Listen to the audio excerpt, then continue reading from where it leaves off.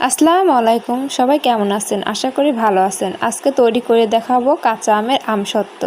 তো আমি এখানে কাঁচা আম নিয়েছি। কাঁচা আমগুলোকে সেদ্ধ করে এখন ওগুলোকে খোসা ছাড়িয়ে নেব। আমি যেভাবে খোসা ছাড়িয়ে নিয়েছি আপনারা ঠিক এইভাবে খোসা ছাড়িয়ে নেবেন। একে একে সবগুলো আমে আমি খোসা ছাড়িয়ে নিয়েছি। দেখুন আমগুলো ভালো মতো সেদ্ধ হয়ে গেছে।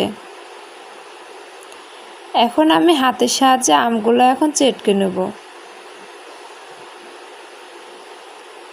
চটকে চটকে আমের সব রসগুলো বের করে নেব।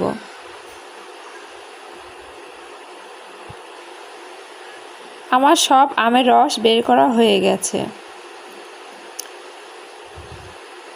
এখন আমি এগুলাকে একটা ছাঁকনির সাহায্যে ছেঁকে নেব।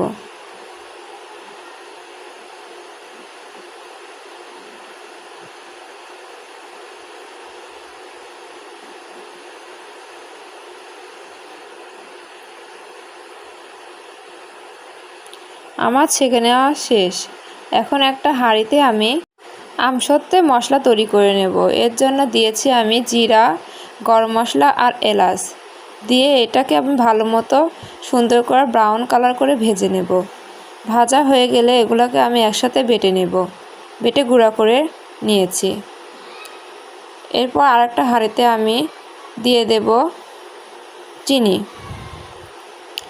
চিনিগুলোকে ভালো মতো নেড়েচেড়ে নিয়ে গলিয়ে নিতে হবে। লাল লাল হয়ে গেলে আমি এর মধ্যে ছেঁকে রাখা আমগুলো দিয়ে দেব। এরপর আমি সুন্দর করে মিডিয়াম আঁচে এগুলো আমি নেড়েচেড়ে সিদ্ধ করে নেব। এরপর বিট লবণ দিয়ে দেব স্বাদ মতো, আরও দেব মরিচের গুঁড়া। এরপরে বেটে রাখা মশলা গুঁড়াগুলো দিয়ে দেব।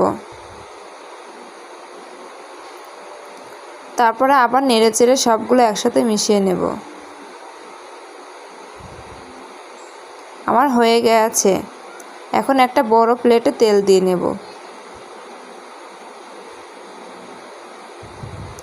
জাল করে রাখা আমগুলো আমি দিয়ে দেব। দিয়ে সুন্দর মতো প্লেটে আমি সেট করে নেব। আমার মতো চারিদিকে একটু বড় প্লেটে করে নিয়ে ছড়িয়ে দেবেন। দেখেন কত সুন্দর হয়ে গেছে। এরপরে আমি টানা 2 দিন রোদে রেখে দিয়েছিলাম। দেখুন কালারটাও কত সুন্দর হয়েছে। কাঁচা আমের আমসত্ত্ব এইভাবে আপনারা বাড়িতে তৈরি করতে পারেন।